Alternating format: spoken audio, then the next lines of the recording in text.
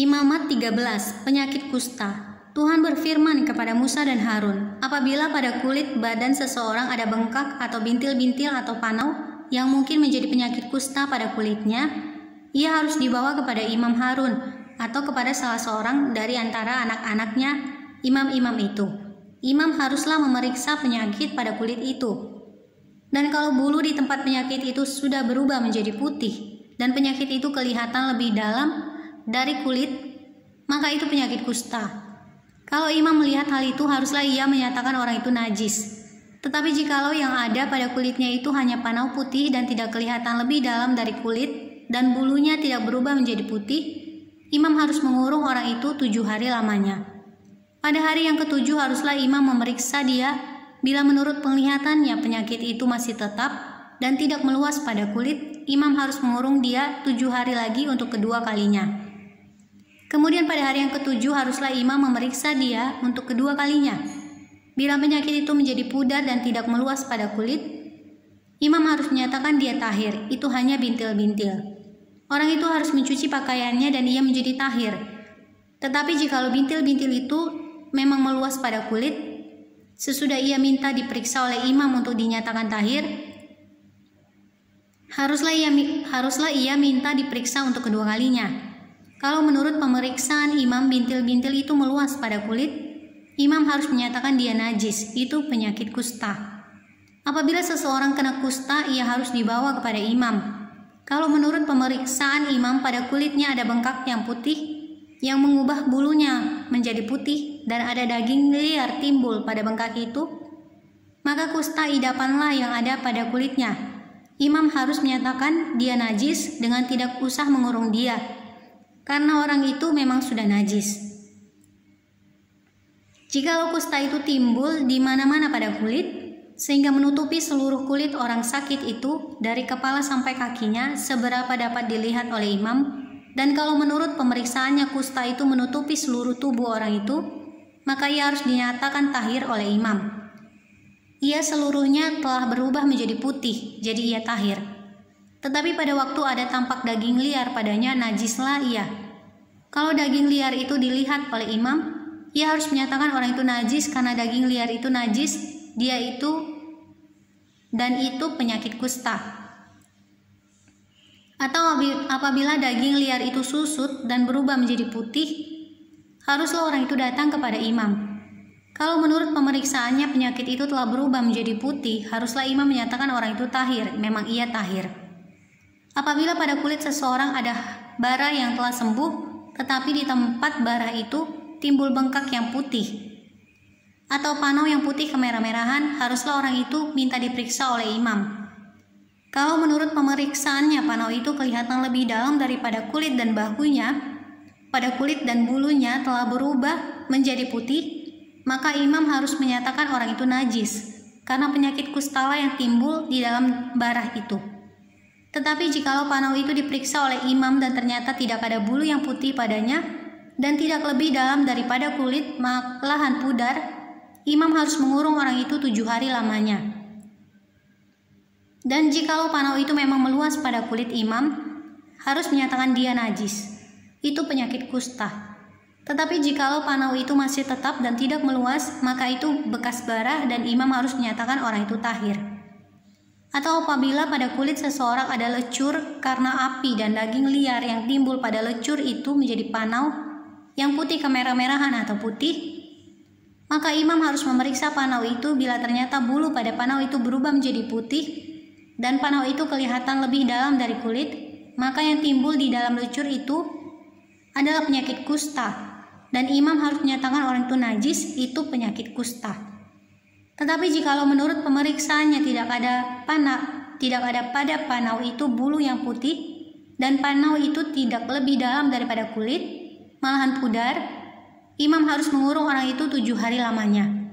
Pada hari yang ke-7, imam harus memeriksa lagi dia. Jikalau panau itu memang meluas pada kulit, maka haruslah imam menyatakan dia najis, itu penyakit kusta. Tetapi jikalau panau itu masih tetap dan tidak meluas pada kulit, malahan pudar, maka itu bengkak lecur dan imam harus menyatakan dia tahir sebab itu bekas lecur. Apabila seorang laki-laki atau perempuan mendapat penyakit pada kepala atau pada janggut, imam harus memeriksa penyakit itu. Bila itu kelihatan lebih dalam dari kulit dan ada padanya rambut halus yang kuning, maka imam harus menyatakan orang itu najis.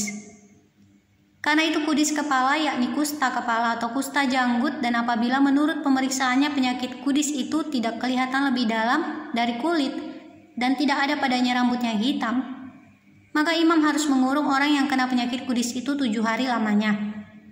Pada hari yang ke-7 imam harus memeriksa penyakit itu. Bila ternyata kudis itu tidak meluas dan tidak ada rambut yang kuning padanya dan kudis itu tidak kelihatan lebih dalam dari kulit, maka orang itu harus bercukur. Hanya tempat kudis itu tidak boleh dicukurnya. Lalu imam harus mengurung orang yang kena kudis itu untuk kedua kalinya 7 hari lagi. Kemudian pada hari yang ke-7 imam harus memeriksa lagi kudis itu. Bila ternyata kudis itu tidak meluas pada kulit dan tidak kelihatan lebih dalam dari kulit, maka imam harus menyatakan orang itu tahir. Dan ia harus mencuci pakaiannya dan ia menjadi tahir. Tetapi jikalau kudis itu memang meluas pada kulit sesudah ia dinyatakan tahir, dan menurut pemeriksaan imam kudis itu meluas pada kulit, maka imam tidak usah lagi mencari rambut yang kuning. Memang orang itu najis. Tetapi jikalau menurut penglihatan imam kudis itu masih tetap dan ada rambut hitam tumbuh pada kudis itu, maka kudis itu sudah sembuh dan orang itu tahir, dan imam harus menyatakan dia tahir.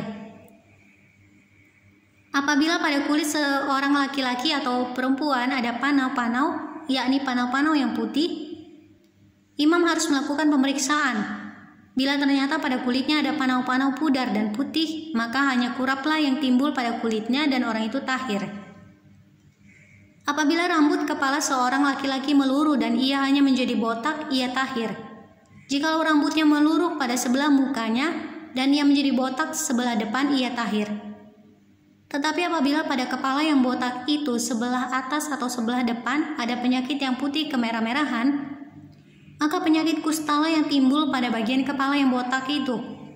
Lalu imam harus memeriksa dia. Bila ternyata bahwa bengkak pada bagian kepala yang botak itu putih kemerah-merahan dan kelihatannya seperti kusta pada kulit, maka orang itu sakit kusta dan ia najis. Dan imam harus menyatakan dia najis karena penyakit yang di kepalanya itu. Orang yang sakit kusta harus berpakaian yang cabik-cabik, rambutnya terurai, dan lagi ia harus menutupi mukanya sambil berseru-seru, najis, najis. Selama ia kena penyakit itu, ia tetap najis. Memang ia najis. Ia harus tinggal terasing di luar perkemahan. Itulah tempat kediamannya. Apabila pada pakaian ada tanda kusta, pada pakaian bulu domba atau pakaian lenan, entah pada benang lungsin atau benang pakannya, entah pada kulit atau sesuatu barang kulit, kalau tanda pada barang-barang itu sudah kemerah-merahan warnanya, maka itu kusta. Hal itu harus diperiksakan kepada imam. Kalau tanda itu telah diperiksa oleh imam, ia harus mengasingkan yang mempunyai tanda itu 7 hari lamanya. Pada hari yang ke-7 ia harus memeriksa tanda itu lagi. Apabila tanda itu meluas pada pakaian atau benang lungsin atau benang pakan atau pada kulit, entah untuk barang apapun kulit itu dipakai, maka itu adalah kusta yang jahat sekali dan barang itu najis. Ia harus membakar barang-barang yang mempunyai tanda itu, karena itu kusta yang jahat sekali. Barang-barang itu harus dibakar habis. Tetapi jikalau menurut pemeriksaan imam tanda itu tidak meluas pada barang-barang itu, maka imam harus memerintahkan orang mencuci barang yang mempunyai tanda itu. Lalu ia harus mengasingkannya 7 hari lagi untuk kedua kalinya. Kemudian sesudah barang itu dicuci, imam harus memeriksa tanda itu lagi. Bila ternyata rupa tanda itu tidak berubah, biarpun itu tidak meluas, maka barang itu najis. Dan engkau harus membakarnya habis karena tanda itu semakin mendalam pada sebelah belakang atau sebelah muka. Dan jikalau menurut pemeriksaan imam tanda itu menjadi pudar sesudah dicuci, maka ia harus mengoyakkannya dari barang-barang itu. Tetapi jikalau tanda itu tampak pula pada barang-barang itu, maka itu kusta yang sedang timbul. Barang yang mempunyai tanda itu haruslah kau bakar habis.